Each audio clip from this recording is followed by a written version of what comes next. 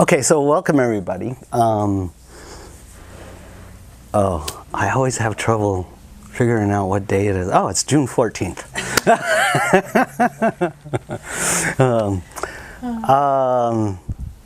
I have a lot of graphics to go over tonight. And then there's some beautiful things that are going to happen inside of the meditation. Some more beings want to come and communicate. But first, there's some groundwork that we got to go over. And that groundwork, I need to go back a little bit and refresh some of the topics that we went over in our last session a month ago. In the last section, I began talking at one point, after I laid the groundwork, about structured and unstructured spirituality, right? And we're coming to a point now where we're starting to access unstructured spirituality. And unstructured is more organic, more feminine, more intuitive, more nurturing, and unbounded. Well, unstructured. And it's when we experience moving into the unstructured form of spirituality that we get to see just how much resistance we have, because in the structured, we're so used to, in our structured spirituality and structured environment, we're so used to the protocols, the behaviors, the structures that are required. We understand all of these things, and so it's easy to apply the controls and not see how much we're obsessing in the realm of control. Okay? So when we move into experiences of unstructured spirituality, all of a sudden we find how much resistance we have to what naturally arises and how much attitude we have. So for me, it took me a long time to really understand this process that happens. And I would go into environments where the spirituality was so unstructured, and as it's so unstructured, it absorbs you and it consumes you, meaning that you are so involved in it, it takes 100% of your attention and your emotional body. So you are 100% present, and the teacher is the presence of the unstructured feminine creation happening right before you. And everybody's in a higher state, and you begin to feel where your lines of rigidity are in the conscious, in the mind, the emotion, even in the body. Those rigidities in the body and the emotions, these have accumulated over time. We've kind of been able to conveniently mask or move around or hide behind the controls that are at play in structured spirituality and structured environments. So when we moved into unstructured, you get to feel how uncomfortable you are when there's no rules. And the first thing that pops up is, how am I going to rein in, like reins on a horse, how am I going to rein in this increased amount of energy, consciousness, empowerment, all of it. It's flowing through every part of you because you took a chance to allow yourself to let go of control, and all of a sudden you're feeling unbounded, unbridled, primal energies. These energies, you're shaking your head, you know what I'm talking about. These energies, we have always labeled them because we've been afraid of their ability to consume us and absorb us or move us into obsession for our lowest desires. And so we've always tried to stay, if we were to draw a line and divide unstructured and structured, staying in the structured gives us a sense of security to bridle whatever arises in that unstructured and primal energy. But we're at a point now where all the learning, all the experiences of being in the cultured learning protocol, learning modes of behavior, and what's expected of you, political correctness, all of these things. These are structures, right?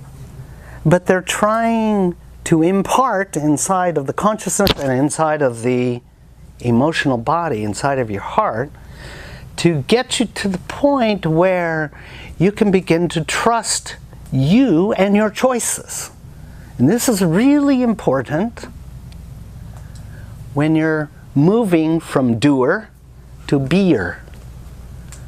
In the beer, you have to trust yourself and your consciousness and your ability to apply what's needed in the moment that it arises, rather than predicting and setting about all kinds of structures and modes of behaviors in order to keep you well within the realms of safety and protocol that the structured environment has created as a habit and pattern and made you feel safe.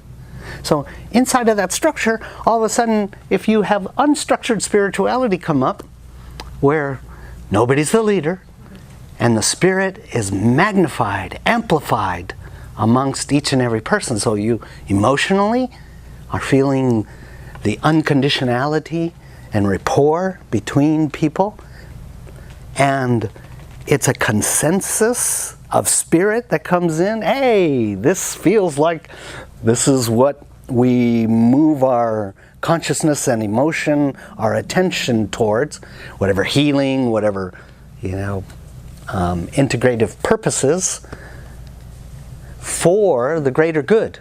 So you move in a consensus as a larger whole, working to a more holistic state. And that's a little bit scary because you got to throw away all the structures, and all those structures are convenient and protective, and they're rigid, and they constrict the natural, primal, unstructured feminine spirit that's trying to now begin to integrate with your masculine, structured sense of order. So the two of them working together, just like we've shown with the dualities. And the dualities, they compete with each other for domination until they're compassionately appreciative of each other. Just like two warriors on a field that have battled and battled and battled and battled and battled, and they can't beat each other, so they begin to appreciate each other and each other's training and capability, and finally they're like, hey, let's work together. Are structured and unstructured. We've always run away from the unstructured, and it's ready now to begin to come together. Okay, so where we began talking in our last month's session, I was showing some of the 7 roots of the unconsciousness. Okay? And I showed how, let's see, I didn't bring the graphic. I handed it out to you guys, but it was minus this neutral part, right? So in the first root of unconsciousness, and I showed, oh, this one here. The first root of unconsciousness was abandonment and betrayal.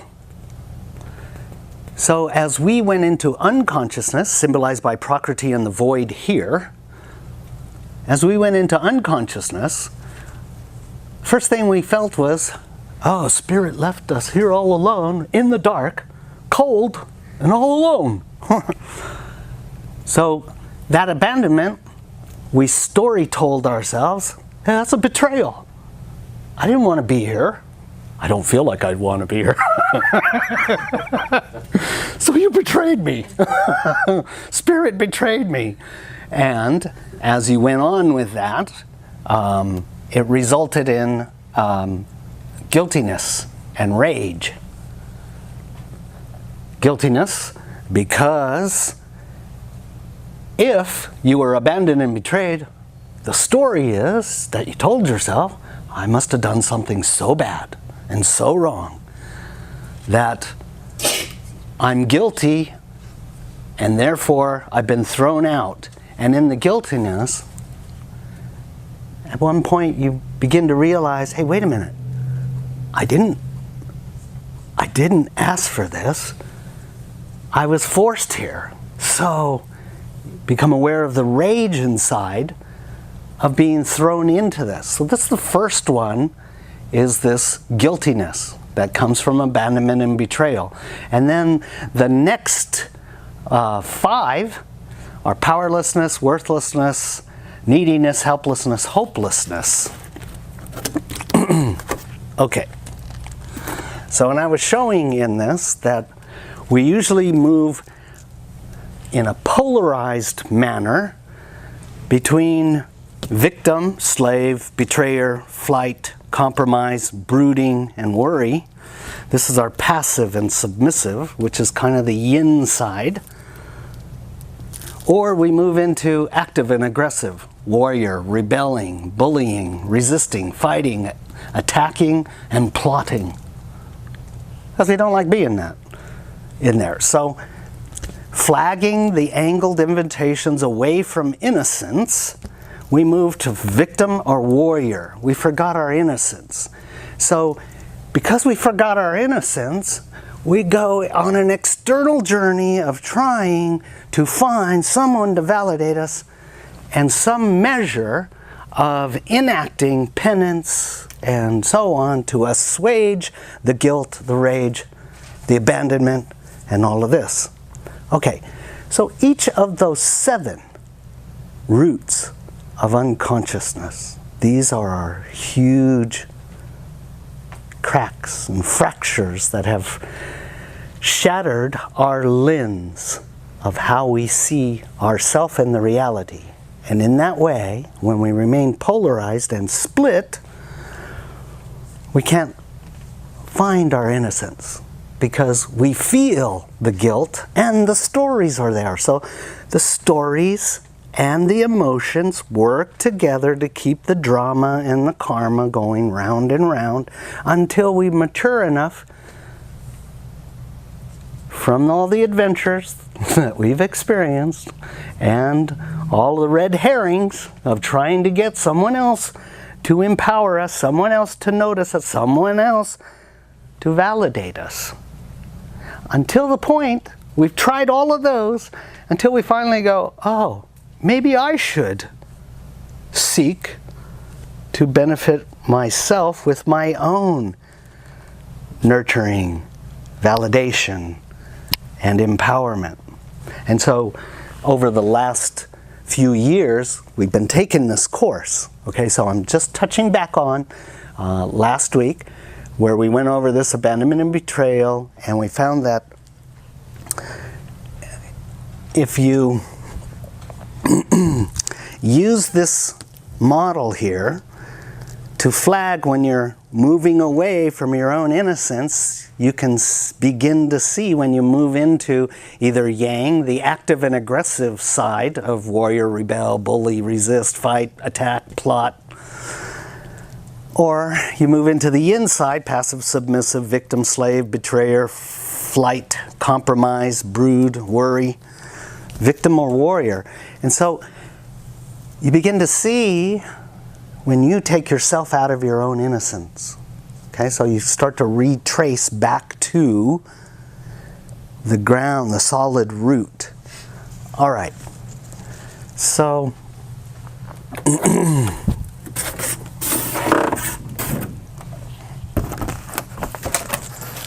this graphic here shows a little bit more of the, it's a little more identifiable, the 7 roots of the unconsciousness, and I labeled them thus.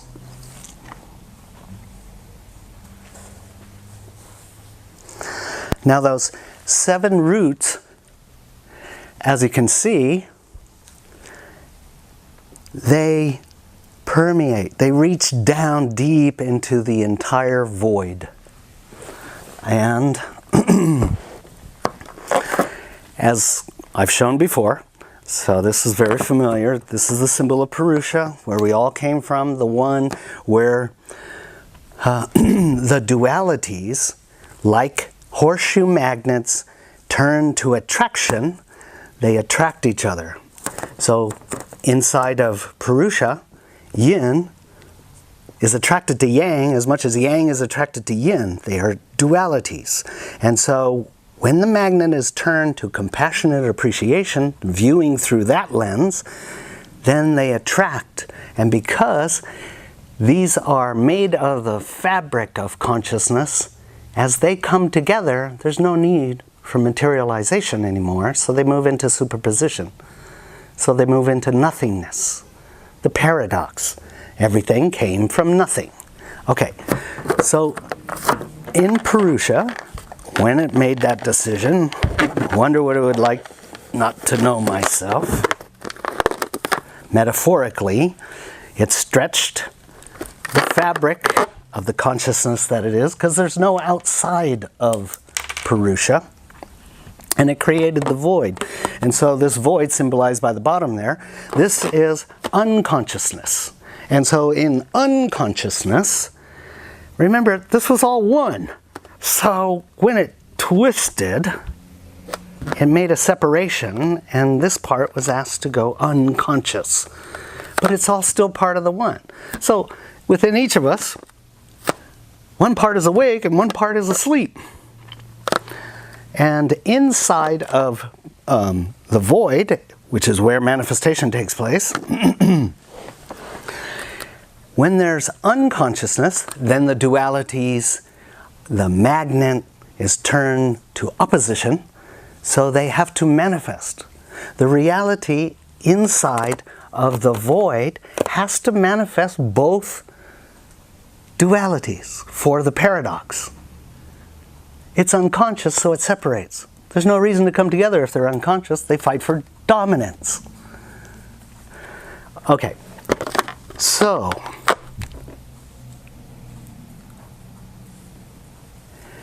this little point here in between the balloons, very important point. This is number 1. This is the first point where we're going unconscious, so it's the abandonment, betrayal, the guiltiness, and the rage. So that's number 1, okay? And then, like on the menorah there, you have the 6 others, right? So you have 7 roots of unconsciousness. So inside the temple, it is said, you use the 7 candles in the menorah. Outside the temple, you use 8 or 12, 8, 10, or 12. So outside the temple, there must be a little more drama and dogma going on. So if we were to look at that menorah, that's showing 7, but that would be an identification of 6. So here's the 1. If we did this and drew these lines,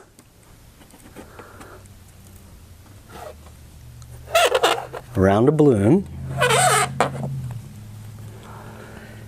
you see what the roots are kind of designating? The roots are the main branches inside of unconsciousness. Okay, and then you have all those filaments and fibers that root off from the main sections. Okay, this is really important for where we're going to go.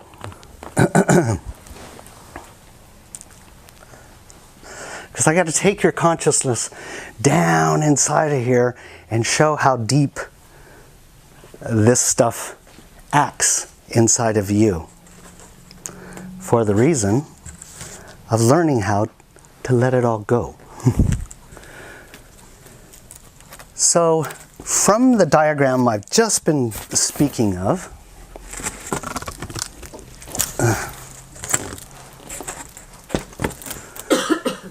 here's Purusha, here's Prakriti, and I already showed how the roots of unconsciousness extend down into Prakriti and void. So you see this, okay?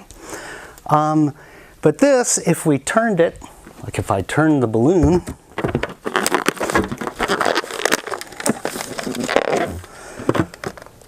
you would see a point and you would see these other roots, okay? Defining the boundaries.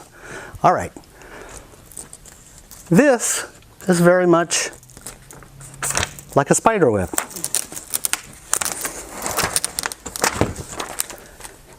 And when we're talking about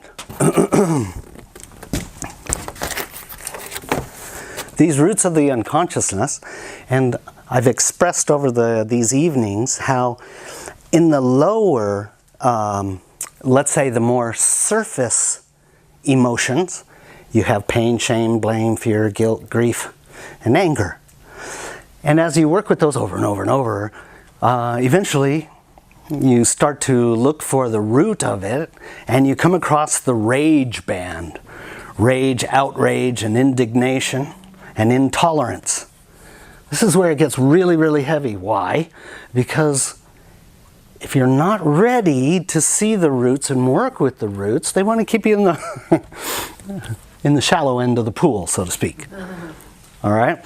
So we've looked at rage and outrage, indignation, and intolerance. And of course, one of the things that works against us the most is we have so much shame against having anything that has to do with any of the negatives in our being. Okay? So if it's there, oh my God, self-judgment comes in. And then fear comes in.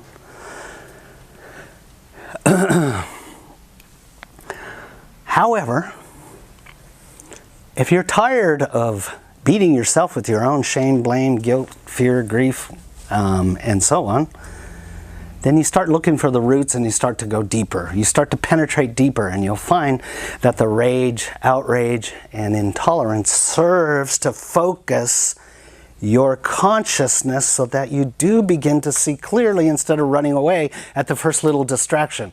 This is uncomfortable. I don't want to go here. But liberation happens as you start to look closely at this and stop judging yourself about having it.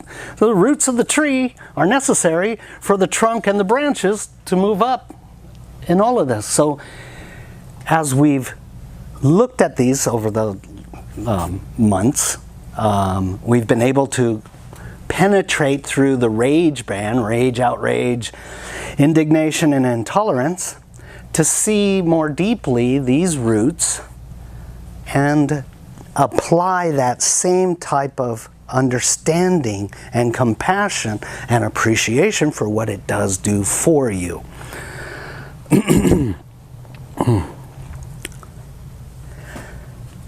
Now, as you start to work with these things and you realize those manufactured stories that arose when you were so young, that you didn't have the adult consciousness there to oversee what you were experiencing and help you to add all the other elements that were arising and need to be added into the overview of what you experience. So as a child, it's very polarized, good or bad. And we have a lot of these good, bad stories that also have the emotions tied to it, but they were processed when this little thing wasn't capable of taking in the whole picture, and nobody was there to help you to see the whole picture. So really, it's up to you now to begin to untie those misconceptions under processed stories and beliefs. Okay, so those stories and those emotions created the belief systems, and then those belief systems, they've been playing out in our lives repeatedly, and it's those belief systems that feed the inner tyrant, and the inner tyrant keeps you under its yoke, keeps you beating yourself, keeps you judging yourself, rather than seeing clearly. Okay, so that's what we've been working on for quite a while, and I need to bring your attention back to all these roots at once. Remember I said a few of these sessions ago, maybe it was 4 ago, but it seems like Spirit is taking one of these roots of the unconsciousness and it's playing it out on us. And the repeated theme comes up, over and over until you liberate yourself from it by having the compassion and appreciation and to see clearly, non-dualistically in that scenario. And then it seemed like they were doing 1 or 2 at the same time, and then 3 and 4. Okay, well, remember a spider web.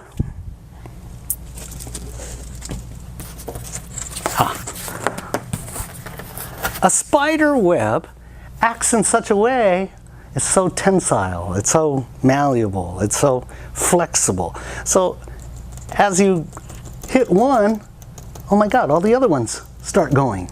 So it brings up all these other emotions with it. It doesn't matter which root it is, but it vibrates and it brings up all the others. So it seems really confusing, right? The recent sets of challenges coming up to us that, oh my God, this, what is it? Powerlessness, worthlessness, helplessness, hopelessness, neediness, codependency, abandonment, all these things are starting, one comes up and it's like, it's bringing up an yes, because all the way down in here, it's like a big spider web. It's huge. How huge is it? We're going there. It's important to see it to be able to release it. But before I go there, before I take you into this aspect, what they want to do, they've shown me that by bringing your awareness and attention to how broad you are, how vast you are, internally, by seeing it in that depth, helps you to own it, but at the same time helps you to integrate it. So this part of the journey, I need to share a little bit of a couple of stories.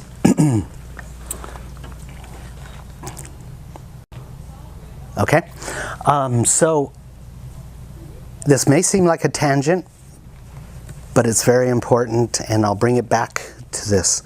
A number of years ago, I think it was in the early 90s, yeah, I don't know, 94, 95, something like that. Maybe a little later. But there was a Pleiadian, what's it called? Pleiadian something in Paradise. It was Barbara Hanclos, Barbara Marciniak, and Lisa Royal. They were all doing this Pleiadian activation in Paradise, something like that it was called. So it was in Bali, okay?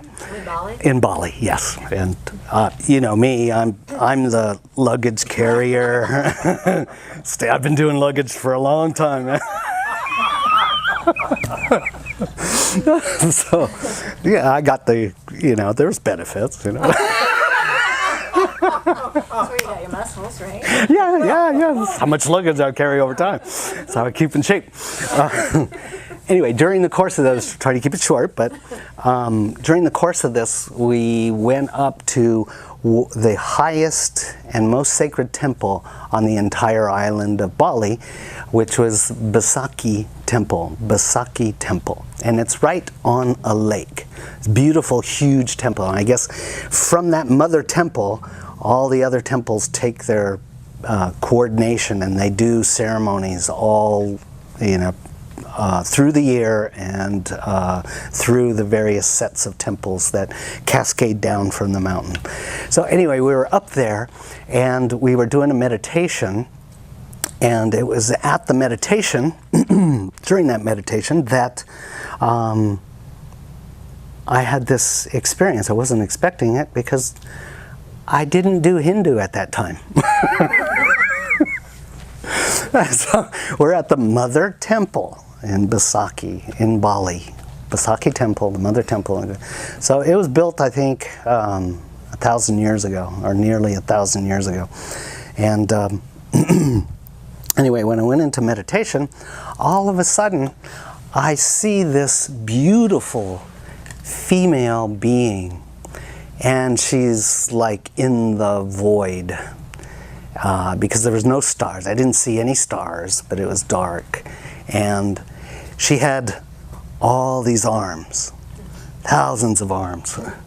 And she was so beautiful because her movements were just like this, like the breathing, inhale and exhale. Her movements were so fluid with this movement. But out of each hand was like a line. And that line were the geometries of the world. So as she communicated, she was responsible for all the orchestration of all the materiality, all the material forms. And that was her duty. And she was Saraswati. Okay? So this is an idealization of her. Now, I didn't know who this was. I didn't know anything about Hindu, the Hindu gods and the Hindu religion. But this is kind of how she appeared. But like I said, she was doing the dance, and everything followed her ebb and flow. So a number of years later, I had an experience at this beautiful, beautiful place.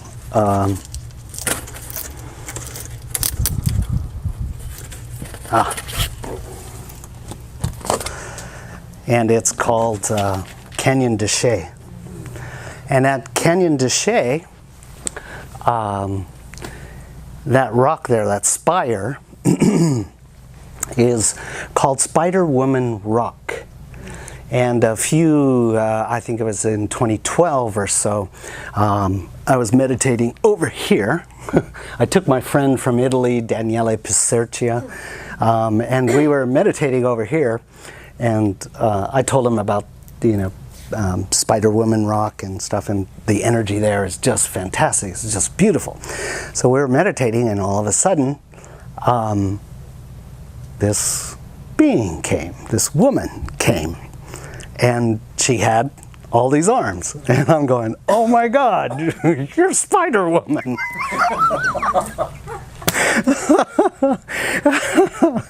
And, you know, the legend is that this is where that goddess of the Navajo, this is one of her promontory points. And as I've learned in Navajo, that the women are the weavers, and they take the visions of the medicine man and the medicine woman, and they weave together a tapestry like you see up on the walls. They're never meant, they're not a rug. It's a very sacred thing. And so these tapestries are maps of where the medicine men and medicine women see. And so these weavers are directly tied to the goddess. Okay? And so while we were meditating there, she starts speaking. And I go, wow, you're a medicine woman? She goes, yes, but you've met me before. I go, really? Where? Because I don't remember. And she goes, remember in Bali? That's me. And I'm going, oh, of course. Spider woman, of course they would use a metaphor, the Navajo would use a metaphor of something that's manifested in their reality that could closely align with what they see on another level. And so Spider Woman is responsible for the weaving of all of creation, the geometries of all creation, so the materiality of all creation. Okay? And as Saraswati and Spider Woman, they have many, many hands. And as I've looked into this a little bit, and there's other goddesses that are denoted as having 1,000 hands, like Kuan Yin is one. However, Saraswati is the dual of Brahma, right? Brahma and Saraswati, and Vishnu and Lakshmi, and Shiva and Parvati. Well, Saraswati, Lakshmi, and Parvati are all a reflection of the unification of the one female, which is Durga. So the 1,000 arms is also representing the three as one, the Trinity.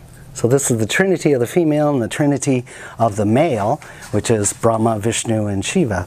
And Brahma, Vishnu, and Shiva, as we shared in the last one, Brahma's pretty much stays here, doesn't really talk unless you move into stillness, and then he does talk. And Shiva, his responsibility is here, and here Vishnu and Krishna in the center. That's their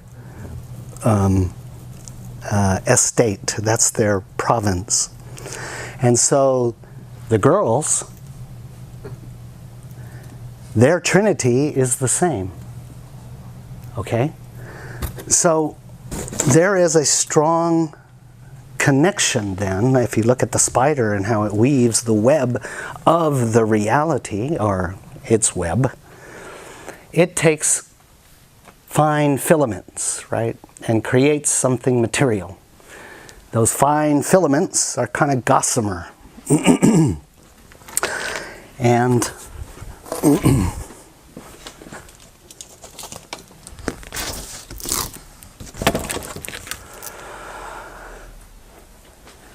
when we're talking about fine filaments and gossamer and moving into physicality, when we look at the void. And we look at such things as the 4 states of matter: solid, liquid, gaseous, plasma. We can then look at how Purusha, which is consciousness, which is nothingness, doesn't need to materialize, right? Because the magnets are turned to attraction, so the dualities, they find home and they dissolve one into the other. Okay?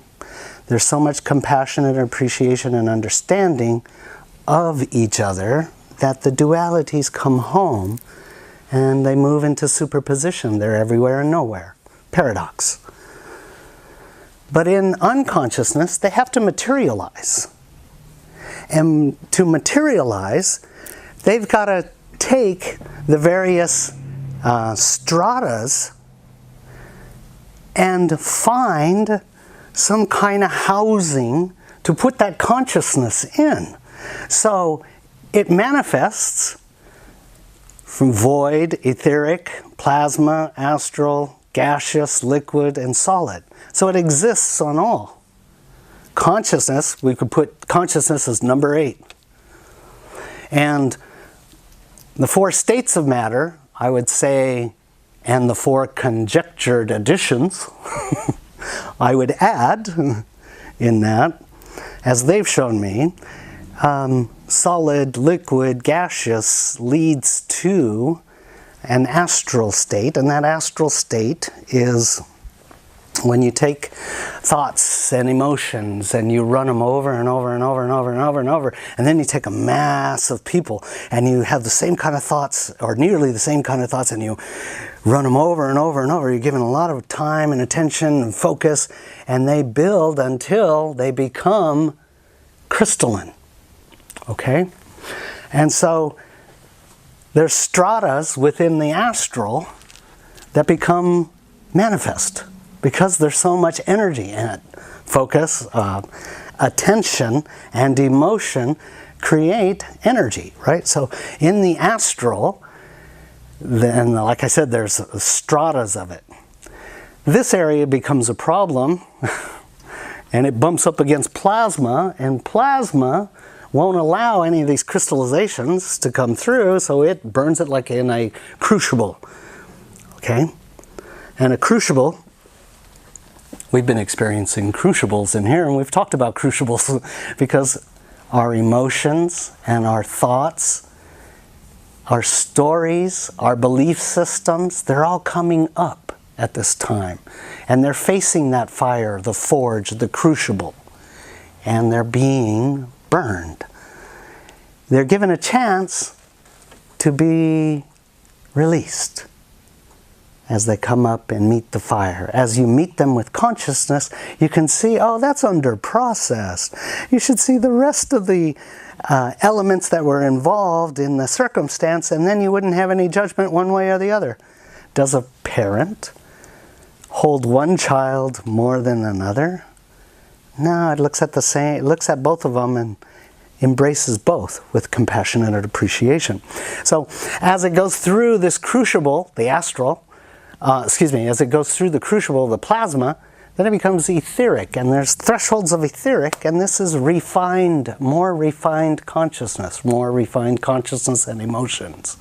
However, it's still a little bit dualistic, a little bit polarized, because you can be polarized positive. You could be always trying to be the most perfect, but you have so much condemnation and judgment against anything iniquitous inside of you, anything dark inside of you. And as we've been seeing, to move into non-duality, you've got to be able to see your darkness and appreciate what it gave you and how now you've evolved out of it.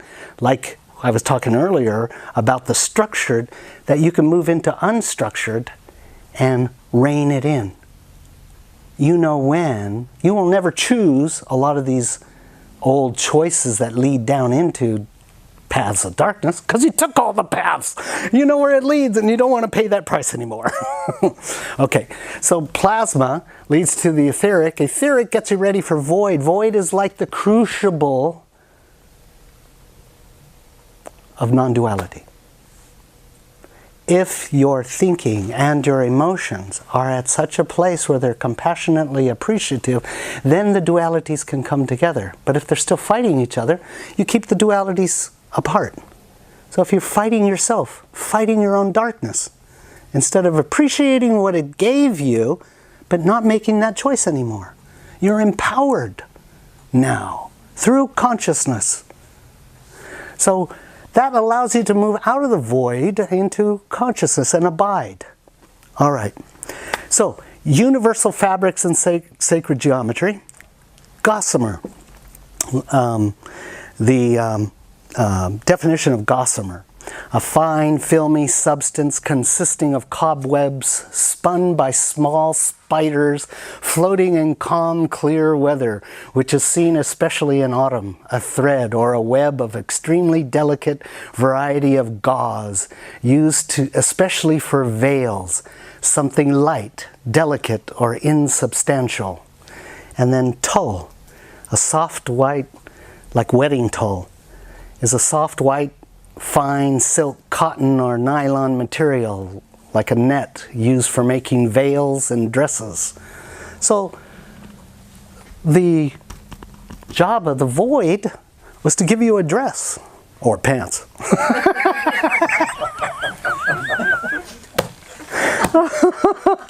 To give you fabric, to give your consciousness fabric. And so I've got some wedding tulle here. And when we're in the void, and let's say our consciousness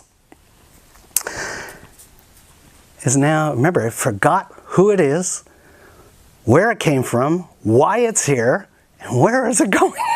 Forgot all those things, right? But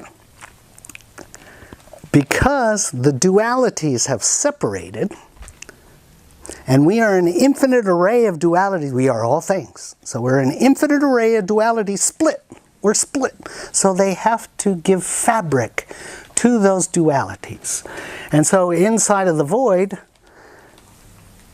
you know, the first, remember I showed the balloon? You twist the balloon to cause the separation. As you twist the balloon, you twist the fabric, okay? So the first layer of tulle, hey, no problem, I see where I'm, I know where I am, everything's okay. But as you wrap the fabric around you, more and more and more, how much more of separation identity do you have? You see? The more layers of unconsciousness. And then this fabric also has to have little motivators in it. And those little motivators are powerlessness, guiltiness, neediness. All things that you are not, but you are. You're not. It's yours, but it is not you. You're experiencing it. But it's so much more easier to identify it as you wrap yourself in it. Okay? So this fabric, where did this fabric come from? Where did this tulle come from? Well, as we heard, you know, biblically, and then there was the Word. There was darkness across the void, right? Well, Seiritsu, oh, excuse me, I keep saying the Japanese goddess who is associated with Saraswati, but same goddess, same goddess. Saraswati is denoted as being the goddess of art, sciences, music, and wisdom.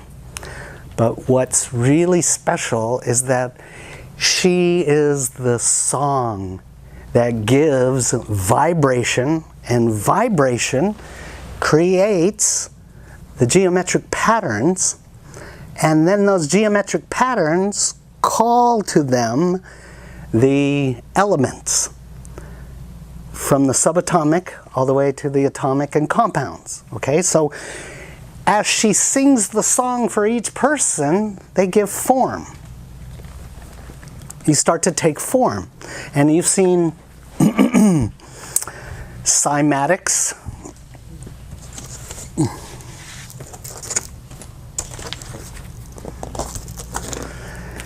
in cymatics, there's a picture of it, you can use, like on a metal plate, and put sand on it and run like a violin, what do you call those? So, bow, thank you. You can run a violin bow on it, and all of a sudden all those particles start to form geometric patterns. You change the pitch, you change the pattern. And there's a whole study on this, and there's so many different patterns that come up from the various frequencies, and you'll see all kinds of sacred geometry underlying the form. So the music starts, and all of a sudden we're starting to give these patterns, and then atoms, just like the pieces of sand, start to follow those templates made by the sound. Okay, and they create geometric patterns, as I said. Oh, that's a little advanced. Hold on.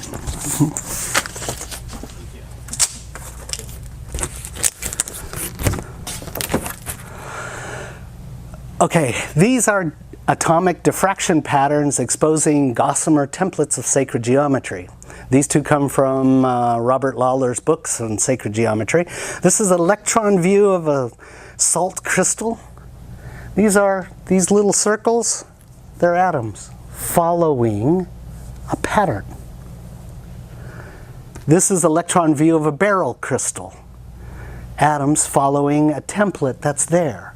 So in the void, as soon as everything is paradox, but when it manifests, they're separated paradox. So there's all these gossamer filaments tying the dualities to each other. Okay? This is what I'm trying to point out, and we want to go deeper. This is an electron view. This is from Sydney University, out of the book Sign of the Serpent, 1990. They took a carbon atom, and they were able to capture the spiral. So here's the moving element. Every atom has a spiral, one going in, one going down, and one coming up. Okay, so you have this like central spherical part, and you have a spiral coming in from both ends. Every atom has that same thing. So you have kind of the unstructured with the structured. Okay?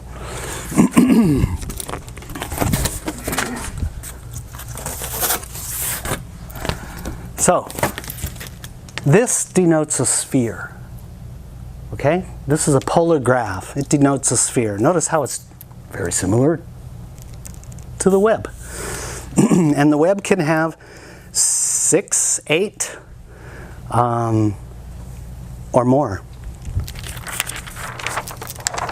Now this polar graph, you can start to define geometry in here. If you take the 0, 120, and 240 and draw a line, and then all the way to the center, all of a sudden you get these platonic solids. Okay? And those platonic solids, what's beautiful, remember we were talking on many occasions, we talked about the fractalness of the reality. Fractal and holographic. And fractal is kind of a mirror within a mirror within a mirror. And we exist on all those mirrors. That's the superposition of reality and probability.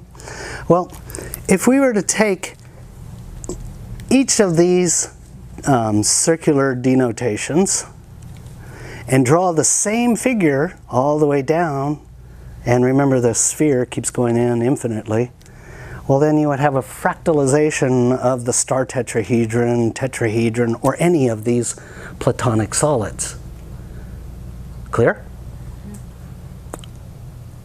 So that means that your cell has an infinite array of geometric patterns already there. But remember, it went unconscious.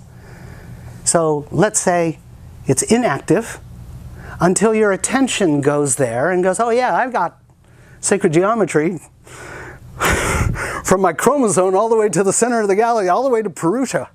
Yes, you do. You do. And what I'm trying to drive home is this is how connected you are.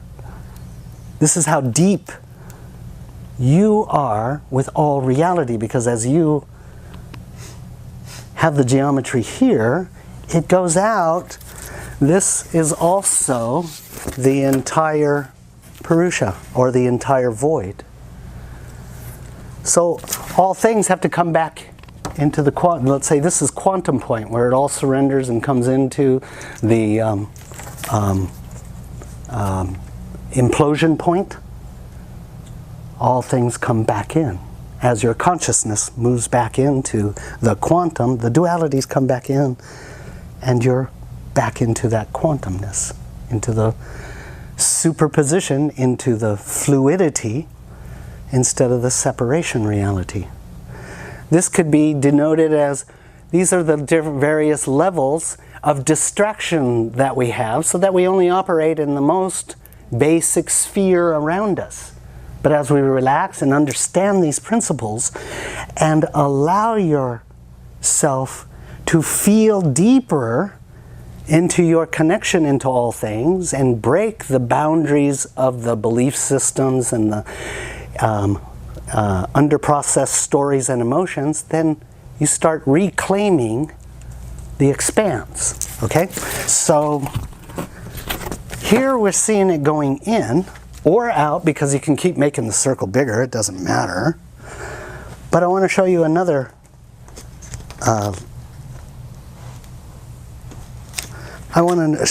propagation.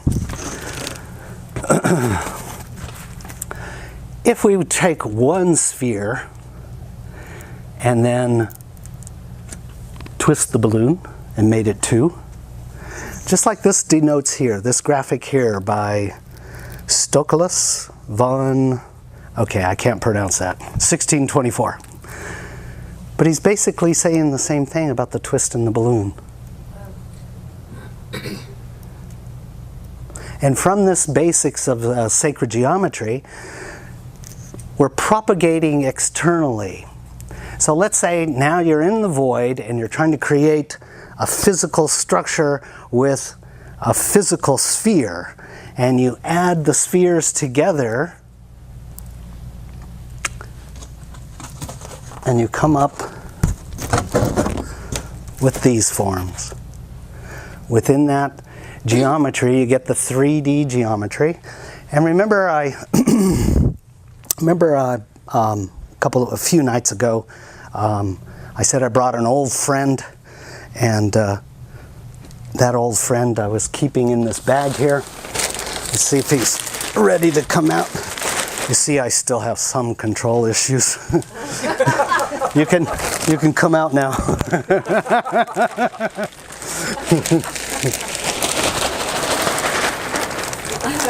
So these are the geometries that are being described in those graphics there. The dodecahedron and the cube always take a hit. They are the hardest one to hold their own shape. And there's a philosophy behind that. So anyway, you can see they create those structures. But let's take it one step further. We're almost through here.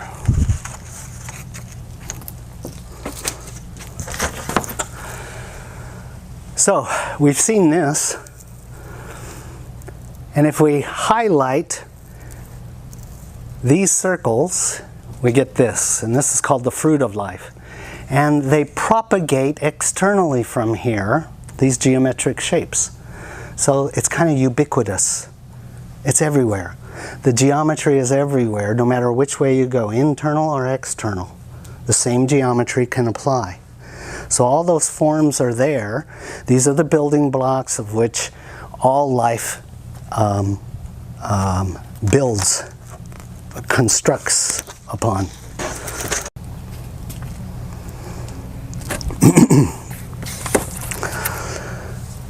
Now if we take this and just do the circles and make half-size circles inside of these, we can keep going on And suddenly we start seeing the template arise that's very similar to this earlier template that I was showing of the salt crystal.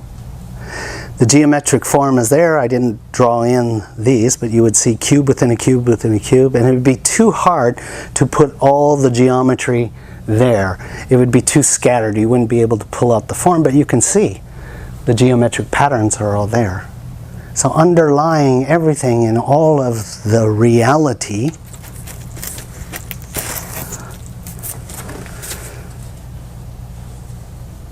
is this gossamer connectedness of all parts of you with all things, geometrically.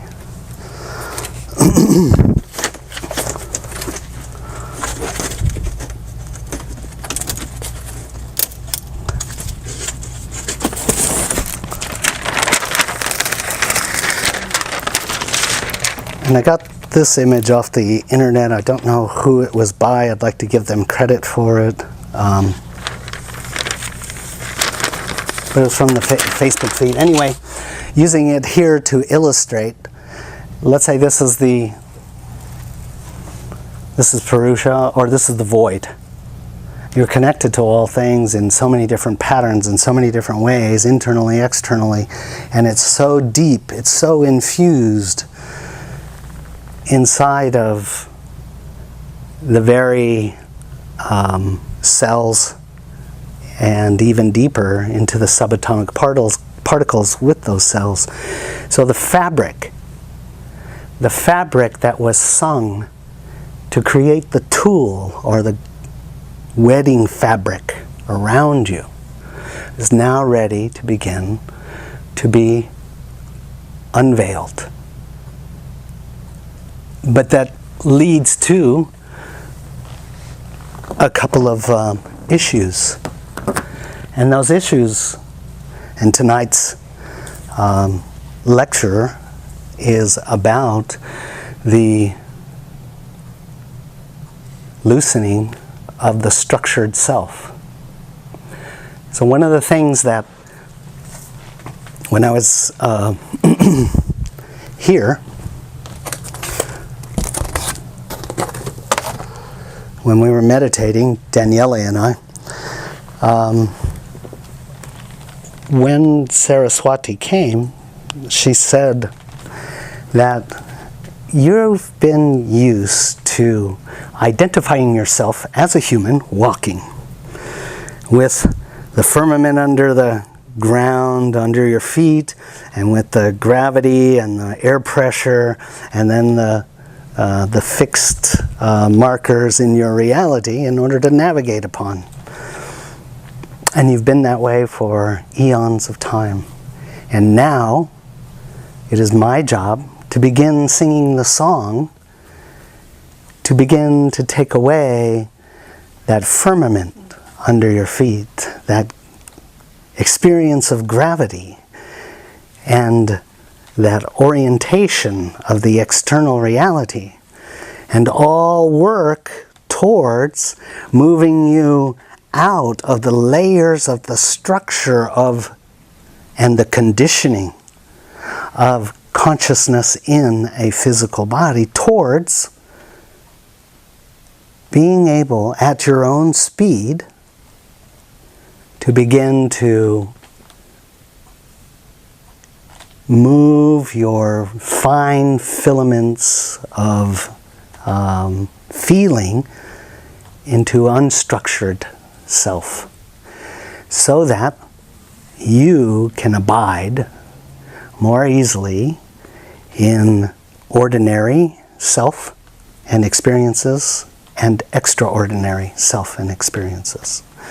And so by going over the materials that we have, I wanted to hopefully bring your awareness and attention to a new depth of looking at yourself inside of the whole of Purusha and Prakriti as a structured being, but also realizing before there was structure, Before there was structure and substructure, you abided as consciousness. And the process that we're all going through now is about moving as gently as possible back into the unstructured state of being.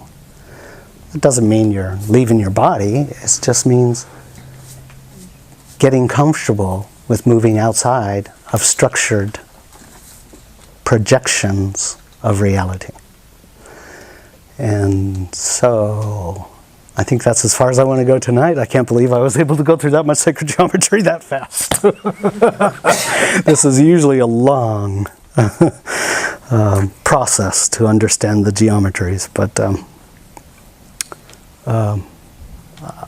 I hope I was able to move your consciousness to a deeper appreciation of you and how you permeate everything, and how that reality, being in the void, being in Prakriti, gave structure to you in order to help you experience separation consciousness in an object-subject type of comparative understanding reality.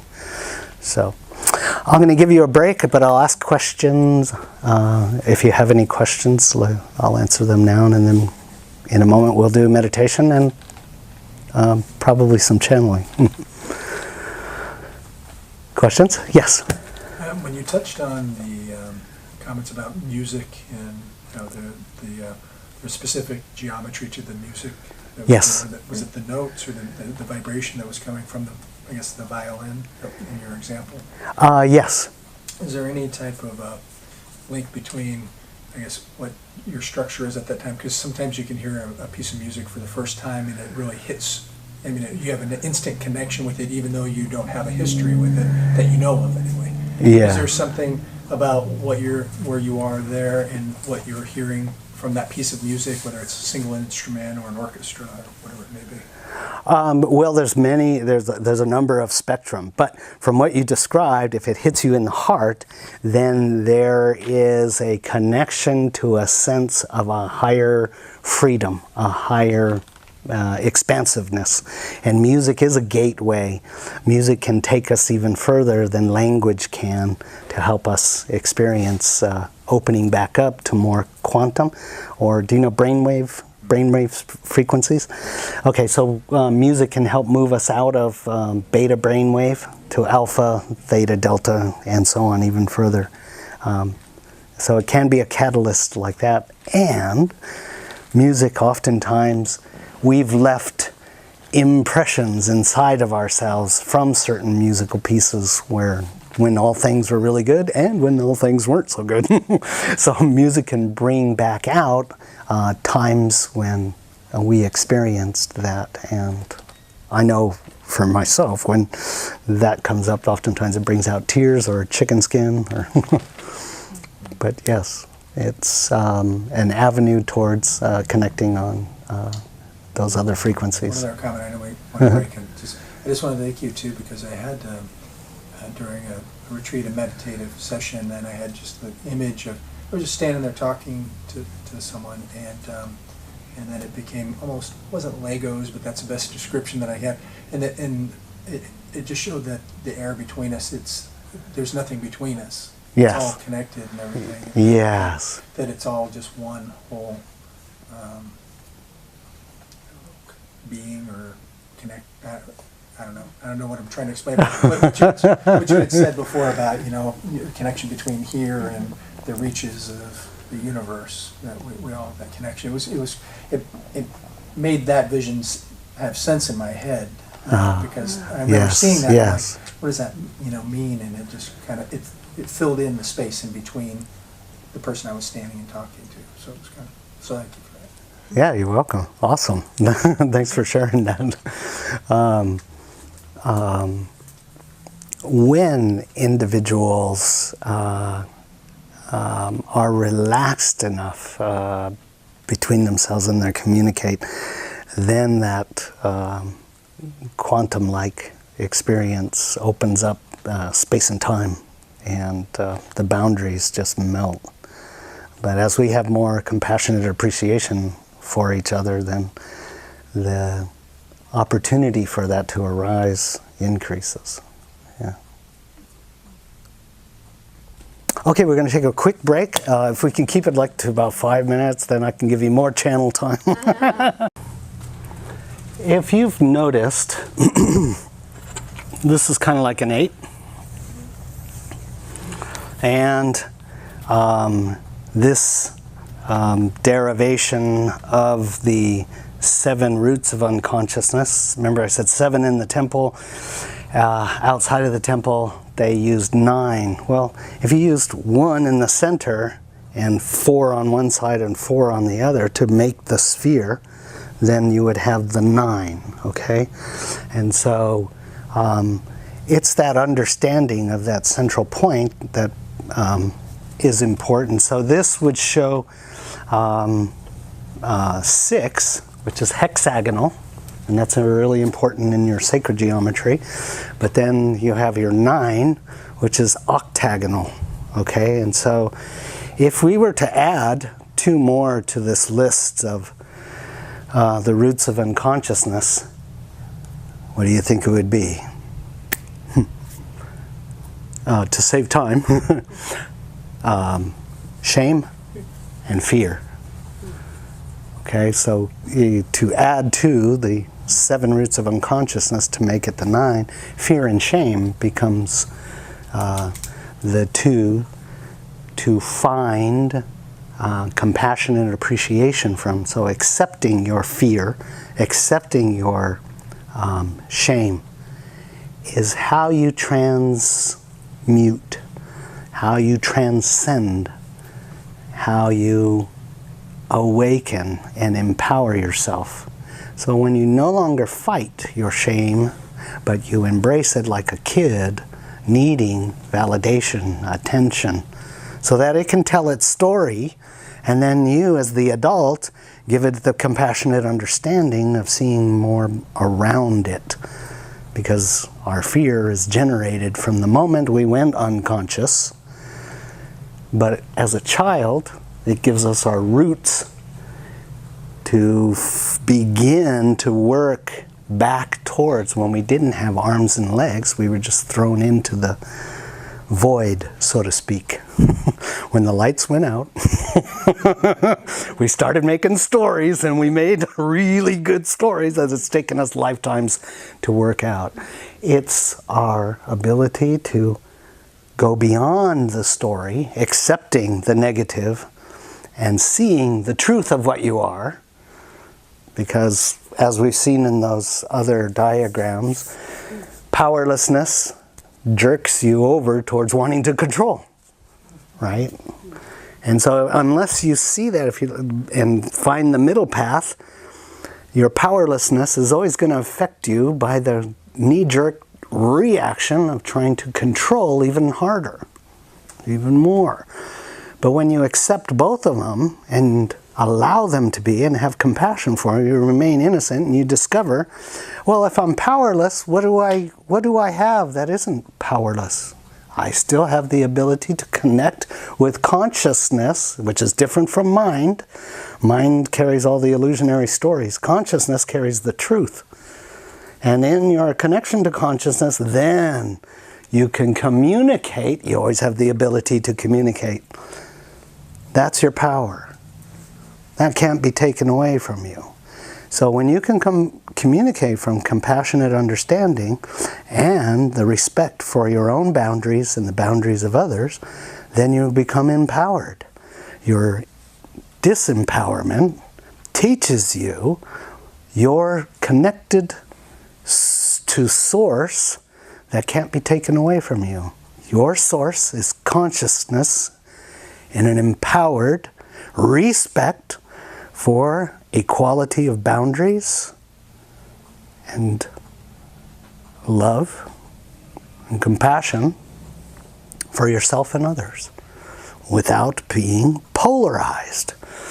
And right now, we see all the challenges coming up of this polarization that's eliciting stories. Which way are you going to go?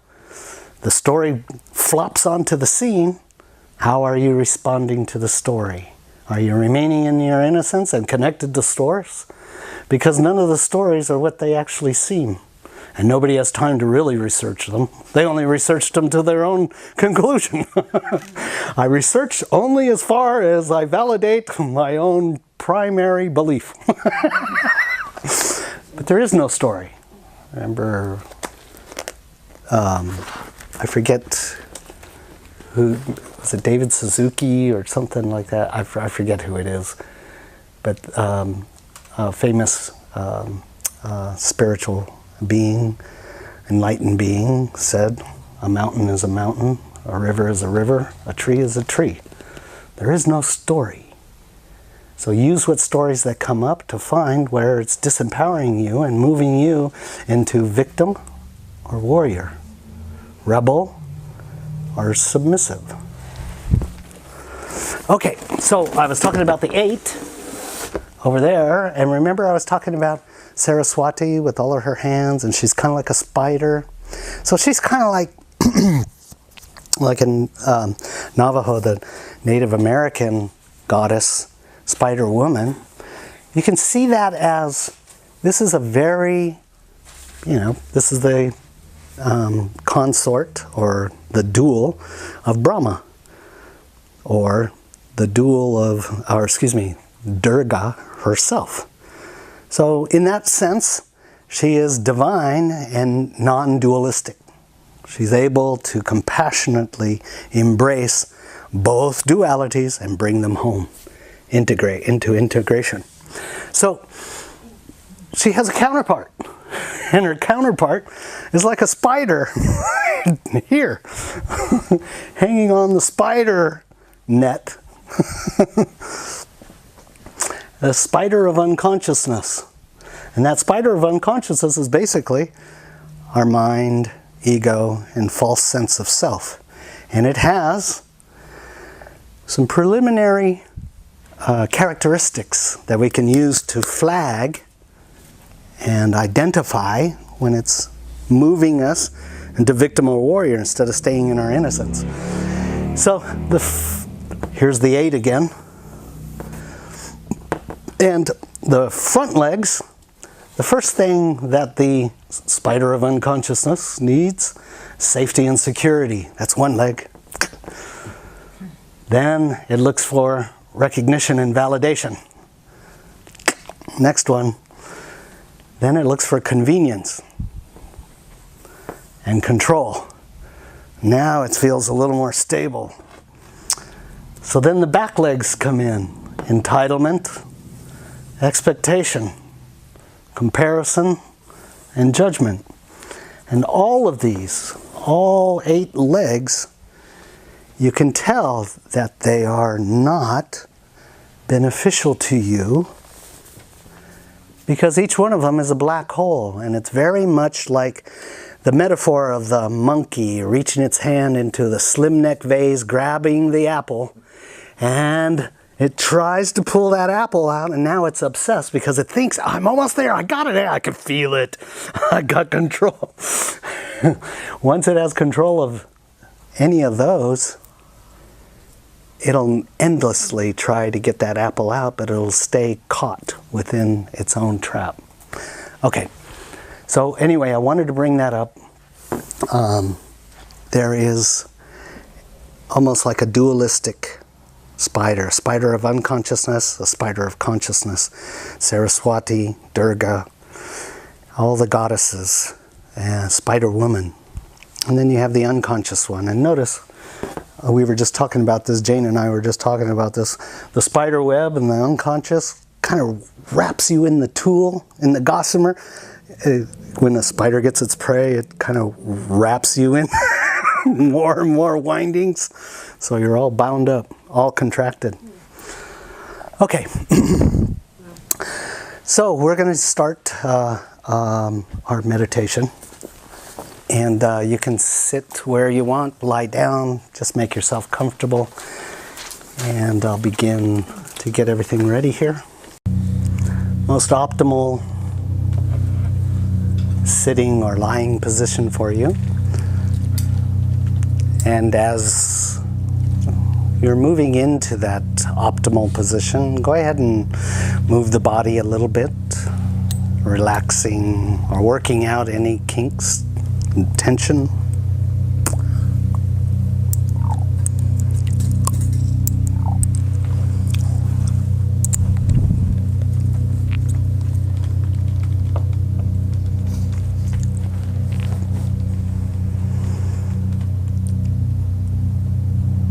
Bringing your awareness and attention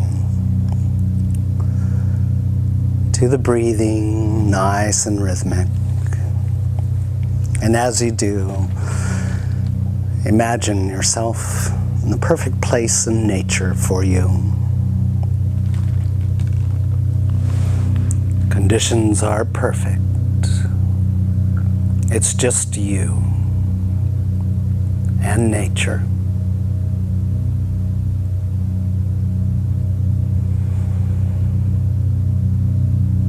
Allow your breathing to take on a deeper sense of relaxation by bringing your attention to the energy in the air.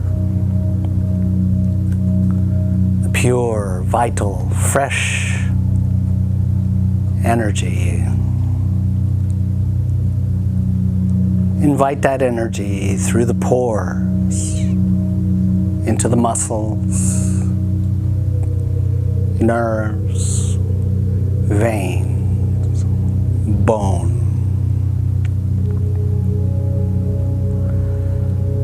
And into the lungs, where it spreads through the chest, spine, head, hips, knees, feet.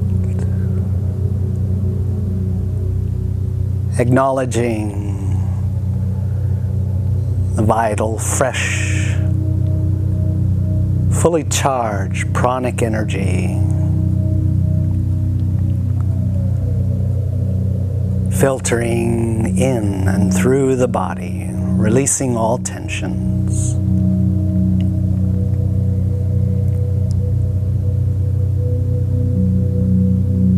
Dissolving all sense of separation and boundary.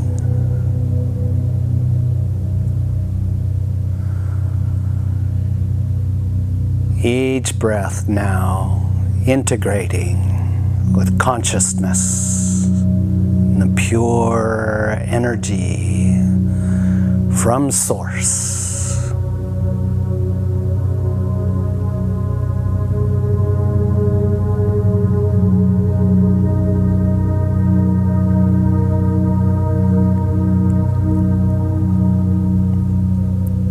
And now I invite our great Mother Earth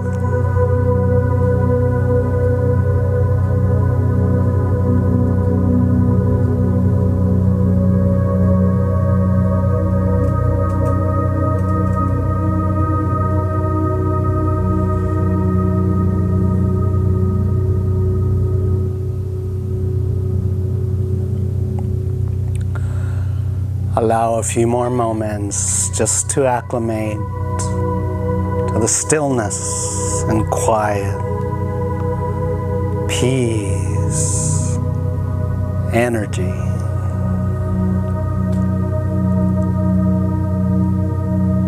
Replacing the sensation of holding the physical structure.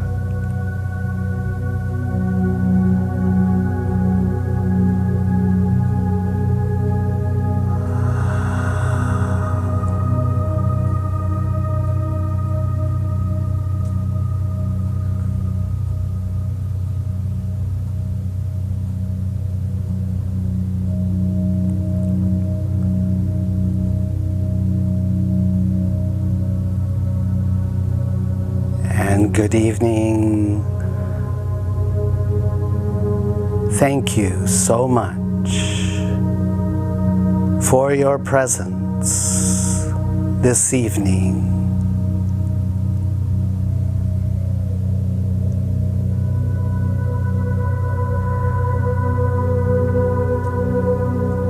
it is hard for me to express in words the depth of my gratitude,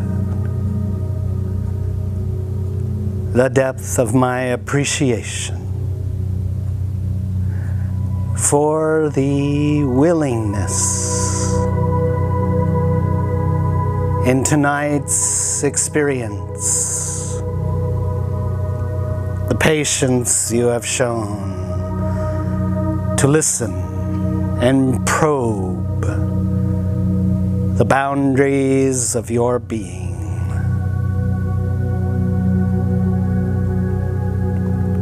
It is an honor for me to be amongst you in this room, and so I bring with me the effulgence of the golden liquid, unconditional loving energy.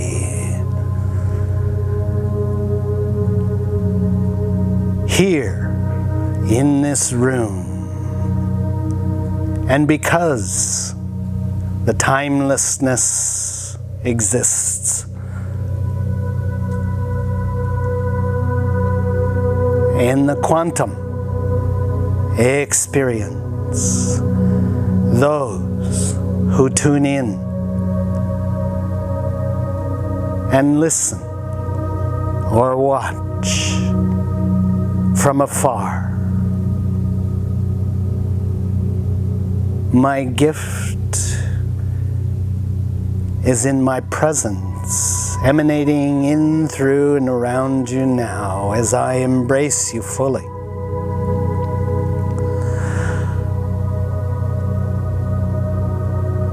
And as I embrace you, my consciousness seeps as you allow it, as you open and surrender the fine layers of the roses of your many chakras, heart, consciousness. My energy permeates your depth as a gift of the one consciousness, the unconditionality that creates us both.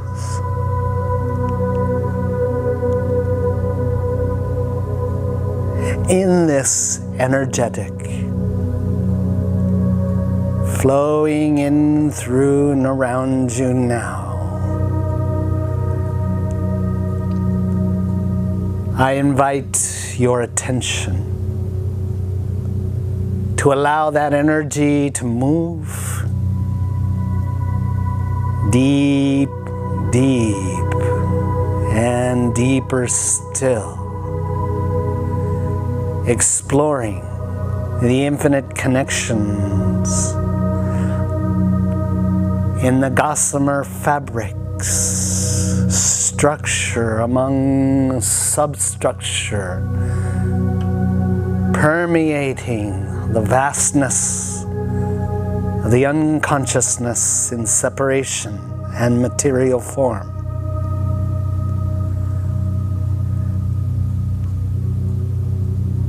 For there is an intention here in bringing your full awareness to the layers of the gossamer tool.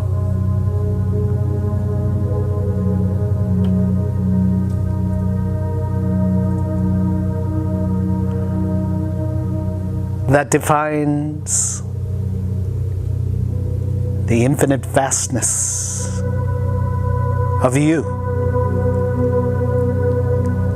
You see inside of the structure and substructure, as was shared forming the gossamer templates of the sacred geometries upon sacred geometries, fulfilling the fractal and holographic nature of consciousness. Within these structures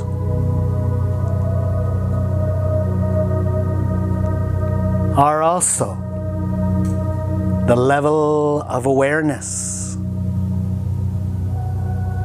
the level of consciousness, and so the degree of separation and emotionality, and the banks, the reservoir of unconscious stories, forming the belief systems. They all help create the tectonic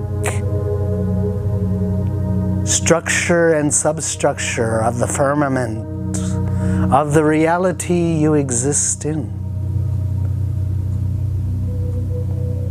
And so one can then see,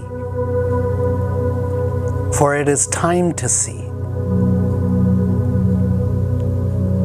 the growth and maturization that is taking place.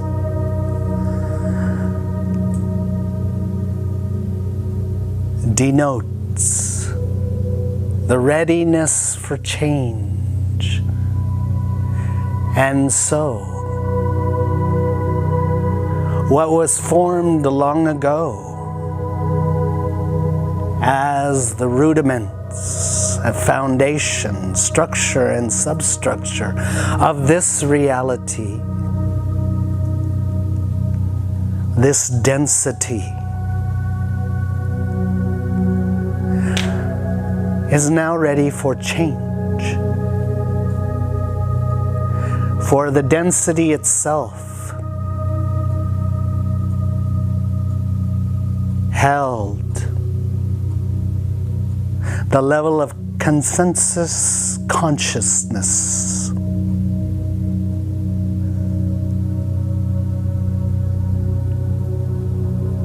Take a moment to feel the relevance that the consensus plays in the firmament, the reality, the dramas, the consensus, politic. All of these things hold the level of stories and dramas necessary for the evolution and maturization to take place.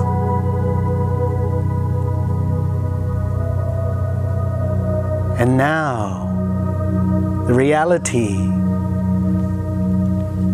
has fulfilled its purpose for a consensus portion of the reality, is now ready for a new firmament to be born. And so the tectonic of the old firmament is now readying for restructurization, which means the old foundations in the psyche, emotional, political, financial, all these foundations and their structures and substructures are ready for change.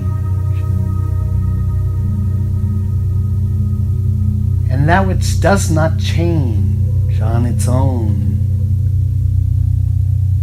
face shaking first as an invitation to release and change.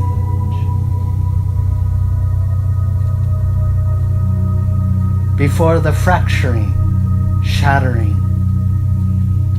dusting, and finally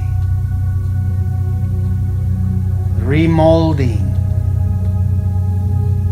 of the tectonics on all forms, all levels, takes place.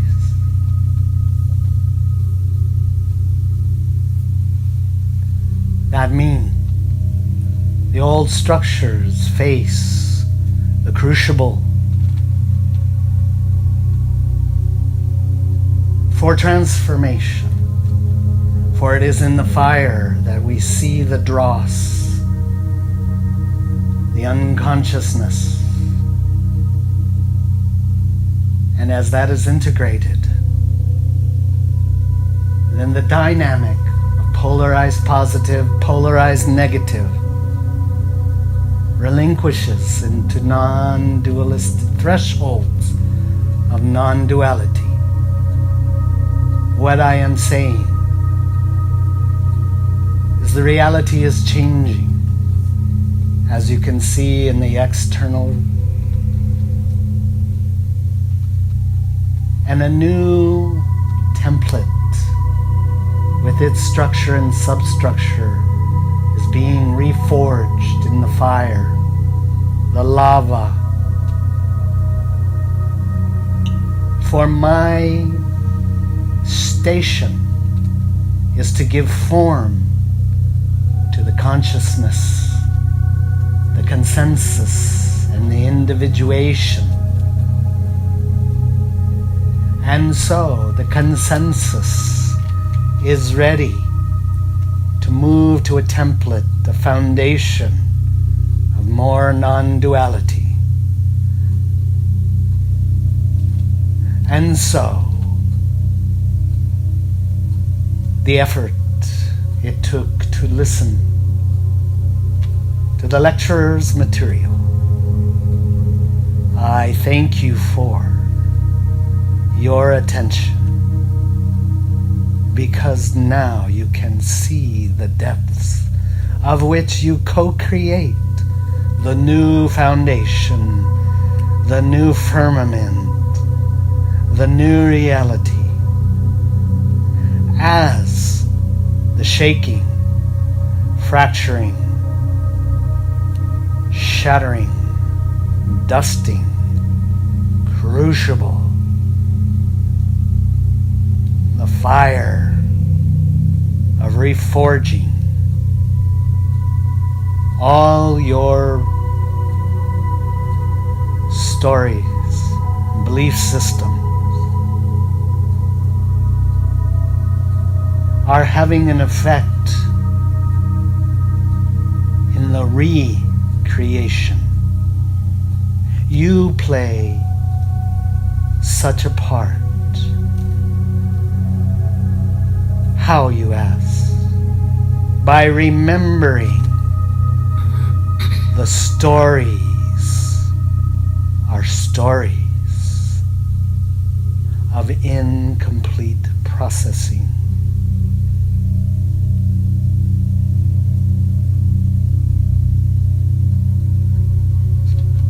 The belief systems are untrue.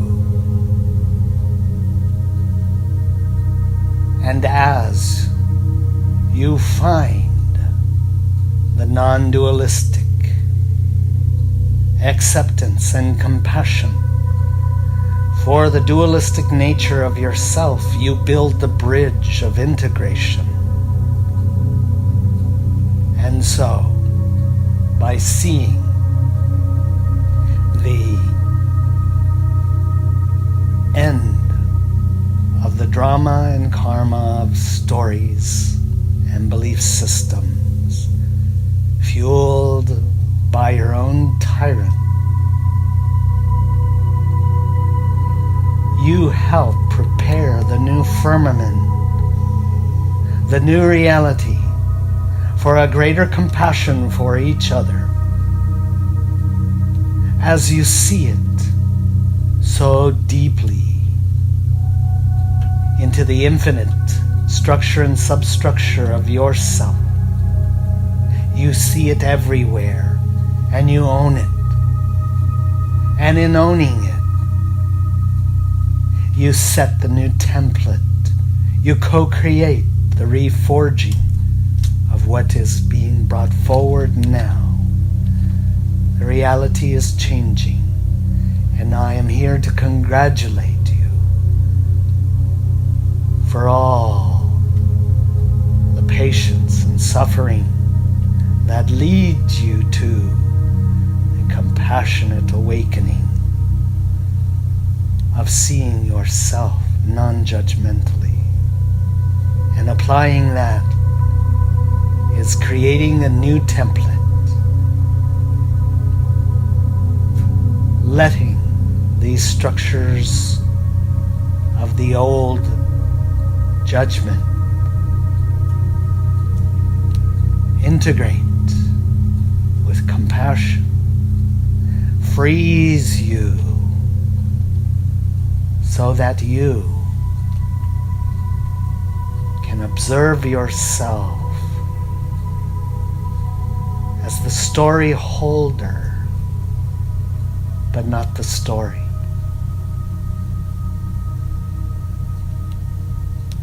The belief system holder, but no longer the belief system. That you liberate in yourself.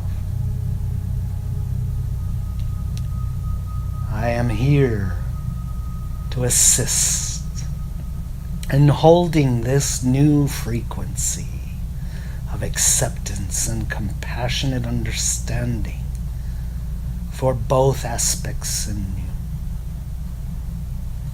And so,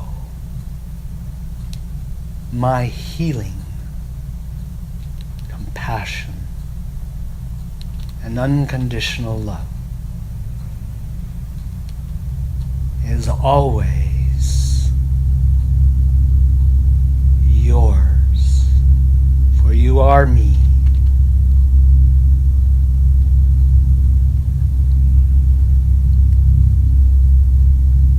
And my door to you and this expansiveness is always open. Let this feeling of unconditional compassion and appreciation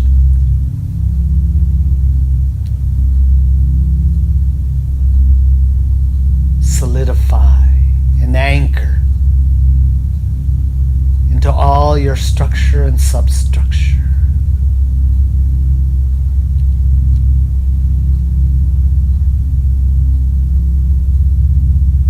This frequency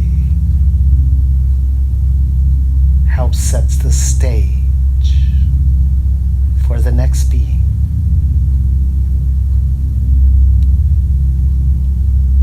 Enjoy this energy, and I thank you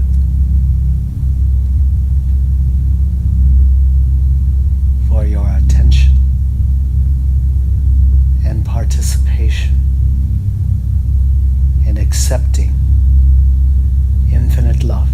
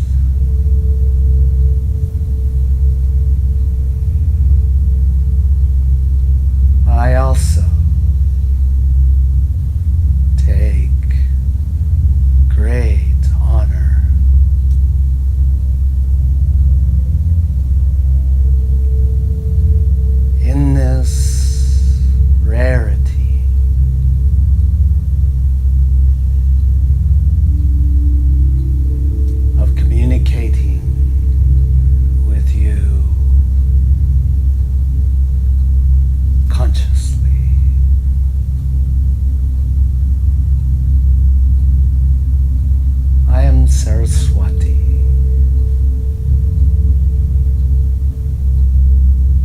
And though my time is limited this evening, still,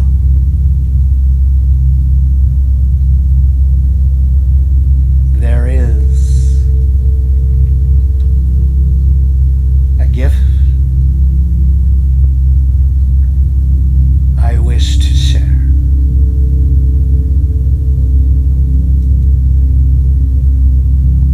As you relax and open to greater levels of surrender in this moment,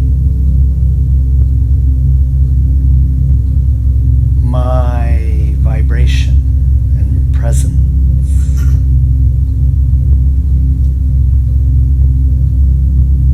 will become clearer.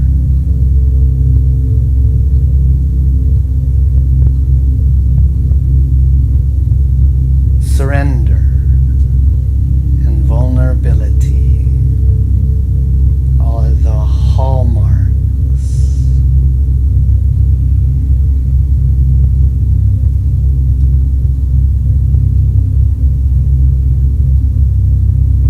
of entertaining the sensation of my presence.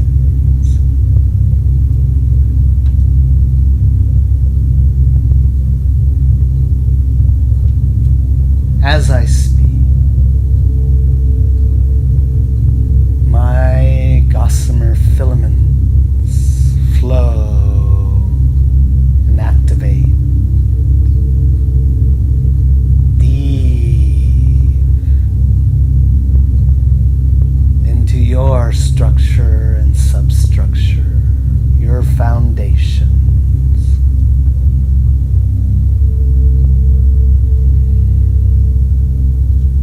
And this is where I invite your attention for my gift.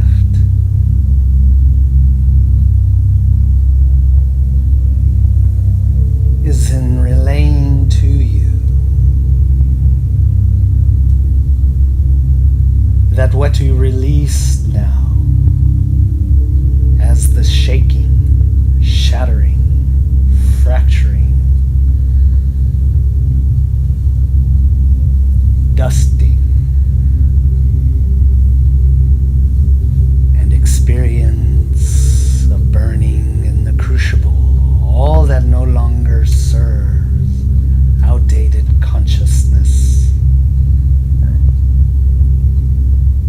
outdated habit and pattern stored in the many layers and levels of your being. These are being shaken loose and called to the forefront for their release. This is my song of dissolution, etched in the quantum unconditional love. As you release the structure and fracture of the outdated templates and foundation, yes, it may feel like you're choking with how much is coming up emotionally, psychologically. My gift is to let you know that what you're releasing is being replaced by empty space.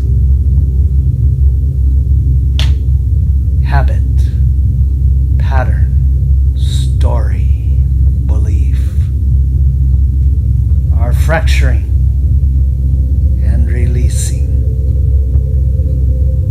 And with it, nothingness, fluidity, vulnerability, openness is first met with a sense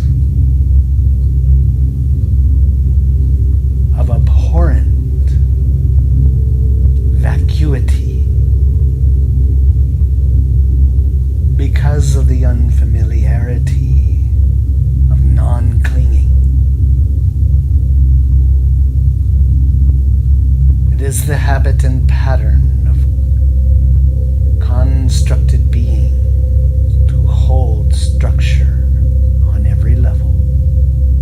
This is normal, typical. And in this time of the shaking, shattering, fracturing of all the structure and substructure,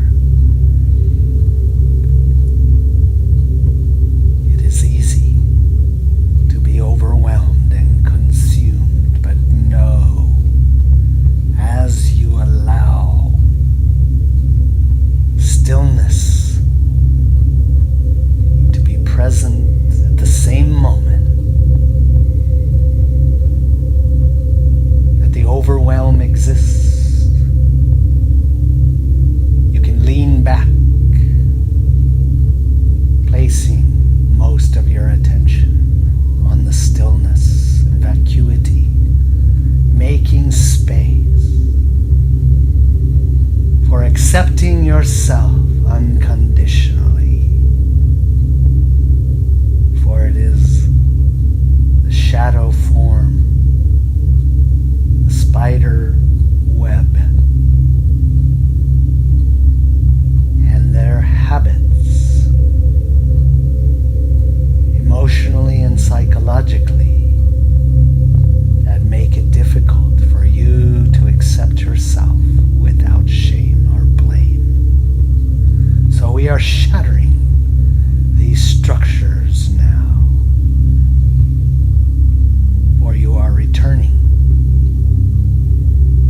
to the true home, nothingness, and abiding in nothingness without the need to grip. And so, little by little, we are exchanging structure for unstructured. And with the unstructured comes absolute love, giving you the ability to stand and embrace all your stories compassionately, from understanding and acceptance rather than judgment of you always running away from yourself. And so